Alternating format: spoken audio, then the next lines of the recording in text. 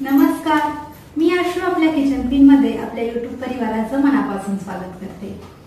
श्रावण महिन्यात पाऊस थोडा ओसरला की कोळी बांधव आपला 2 महिन्यापासून बंद असलेला मच्छीमारीचा व्यवसाय पुन्हा सुरळीत सुरू होण्यासाठी समुद्र देवाला सोन्याचा नारळ अर्पण करतात आणि मनापासून प्रार्थना करतात की आमचा व्यवसाय सुरळीत चालू होऊ दे, आमचं संरक्षण कर।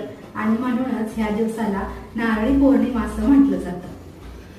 या खास दिवशी नारळापासून बनवलेल्या बऱ्याच रेसिपीज बनवल्या जातात, त्यातीलच एक म्हणजे नारळी भात। आणि म्हणूनच आज आपल्या किचन पिन मध्ये आपण साध्या सोप्या पद्धतीने नारळी भात कसा बनवायचा ते पाहणार आहोत। तर व्हिडिओ शेवटपर्यंत नक्की पहा आणि आवडला तर लाईक करा आणि हो, आपल्या किचन पिनला सबस्क्राइब करायला विसरू नका बरं। चला तर मग पटकन सुरुवात करूया। नारळी पौर्णिमा विशेष पारंपरिक असा पदार्थ म्हणजे नारळी भात। दिसायला जितका अप्रतिम दिसतो आहे ना, तितकाच चवीला देखील खमंग आणि स्वादिष्ट। चला तर पटकन साहित्य आणि कृती बघूया। इथे मी 1 वाटी बासमती तांदूळ 2 वेळा स्वच्छ धुवून 20 मिनिटं पाण्यात भिजत ठेवला आहे। त्याचबरोबर 2 वाटी नारळाचं दूध म्हणजेच तांदळाच्या डबल नारळाचं दूध घेतलं। वरून गार्निशिंगसाठी थोडंसं किसलेलं खोबरं घेतलं आहे। त्याचबरोबर आवडीनुसार ड्रायफ्रूट घेतले आहेत। अर्धी वाटी बारीक किसलेला गूळ आणि खडे मसाल्यामध्ये दालचिनी, हिरवी वेलची, 4-5 मिरी आणि 2 लवंगा घेतलेल्या आहेत। आता आपण कृती बघूया। इथं मी एका कढईमध्ये 1 चमचा साजूक तूप घेतलं आहे।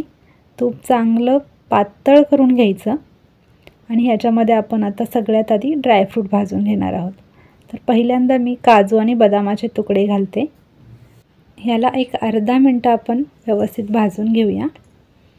त्याच्यानंतर आपण याच्यामध्ये मनुके घालणार आहोत। काजू बदामाला थोडं जास्त वेळ लागतो, त्यामुळे मी ते आधी घातले होते। आता मनुके घातल्यानंतर देखील अजून एक अर्धा मिनिट आपण हे व्यवस्थित परतून घ्यायचं। आता मनुका छान फुलायला लागलेत, सगळे ड्रायफ्रूट व्यवस्थित परतले गेलेत। आता आपण याला एका वाटीमध्ये काढून घेऊया। ड्रायफ्रूट परतल्यानंतर आपण उरलेल्या तुपामध्येच बाकीची फोडणी करणार आहोत। तर याच्यामध्ये मी सगळ्यात आधी खडे मसाले घालते। खडे मसाले आपल्याला 1 मिनिटभर व्यवस्थित परतून घ्यायचे आहेत। ह्याच्यामध्ये तूप आणि दालचिनी त्याचबरोबर लवंग ह्याचा एक मस्त फ्लेवर येतो। तर आता आपण ह्याच्यात धुतलेले तांदूळ घालूया। तांदूळ देखील आपल्याला 1 मिनिटभर परतून घ्यायचे आहेत।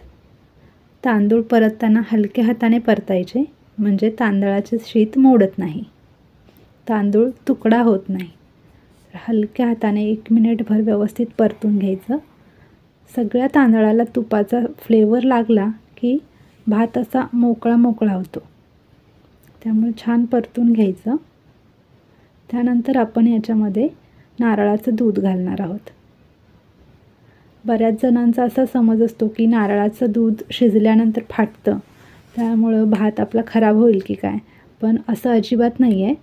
नारळाच्या दुधामध्ये भात शिजल्यानंतर त्याला एक मस्त टेस्ट येते। त्याचबरोबर आपण याच्यामध्ये 1 चिमूटभर मीठ घालणार आहोत। कुठल्याही गोडाच्या पदार्थामध्ये मिठामुळे एक मस्त टेस्ट येते, त्यामुळं मीठ घालून छान हलवून घ्यायचं आणि झाकण लावून 1-5 मिनिटं ह्याला शिजवून घ्यायचं। 5 मिनिटानंतर तुम्ही इथं बघू शकता भात असा मस्त शिजलेला आहे, वरून त्याला जाळी अशी दिसते। तर याला एकदा हलवून घ्यायचं, हलक्या हाताने परतून घेते मी, हलवून घेते। तर भात आता 80% शिजलेला आहे। ह्याच्यामध्ये किसलेला गूळ घालायचा। मी बारीक किसून घेतला होता गूळ, जेणेकरून तो पटकन विरघळेल। गूळ घालून छान मिक्स करून घ्यायचं। त्याचबरोबर वरून आपण तळून ठेवलेले ड्रायफ्रूट घालायचे आणि पुन्हा एकदा झाकण लावून 1-2 मिनिटं आपण याला वाफ काढून घेणार आहोत।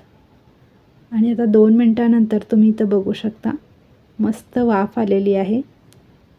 गूळ पूर्णपणे विरघळला गेला आहे आणि गुळाचा एक हलकासा ब्राउनिश कलर आलेला आहे भाताला। तर पुन्हा एकदा ह्याला झाकण लावते आणि मंद गॅसवरती त्याला चांगलं फुलण्यासाठी 1-2 मिनिटं ठेवूया।